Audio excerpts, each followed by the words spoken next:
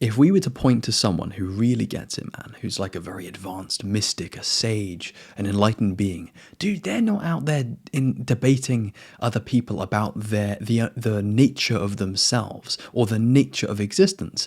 No, dude, they're sitting and meditating, and if they want to, speak about it for fun, kind of like we are now, then they're doing that. But they're definitely not debating it, because truth does not come out of a debate, a spiritual debate.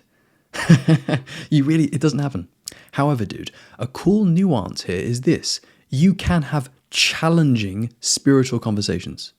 So let's say someone is a little bit ahead of where you are on the path, and you want to challenge what they're suggesting because you want to get it, right? There's no point just like believing in them for many reasons. Firstly, if you take it on as a belief, you've now got a belief system. If you believe truth as a belief, this is a big trap. You want to stay way clear of that.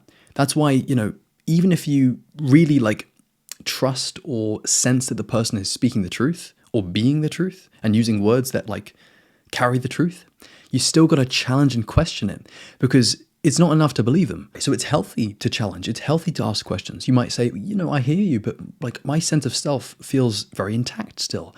I don't really have an experience of God yet. I'm not sure about God. This kind of thing, man. And that's actually really, really healthy, man. Because it means you're an authentic seeker of truth. An inauthentic seeker of truth is someone who, for example, blindly follows religion, because they're not really looking for truth, are they, man? They're just adopting a belief system. You don't get the truth through that, unfortunately. The authenticity of truth seeking all boils down to this. Am I seeking it? Am I understanding it for myself? Am I getting it, or am I just believing something?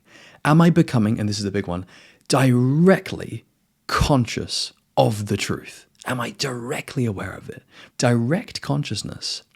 We can have insights, we can have glimpses, but direct consciousness is getting it, is fully seeing it and being aware of it. That's what you want. And of course, if you ever had an experience of direct consciousness, you forever have shifted your perspective now, because you know that the truth cannot be found in any other means other than directly getting it for yourself. It's not enough to just believe it or to hear someone say it or to think it might be right.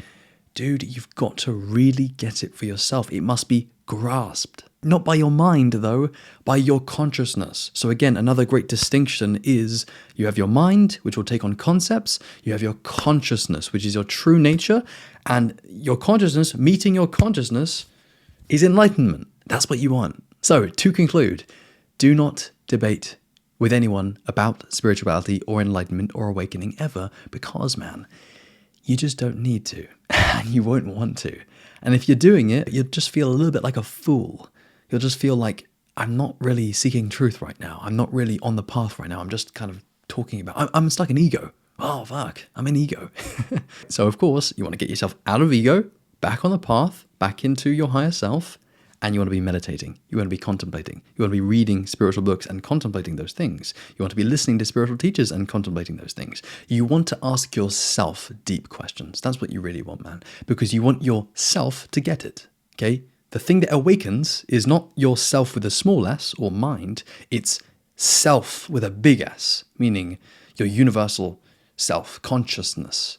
Again, it's your consciousness getting it, right? That's enlightenment.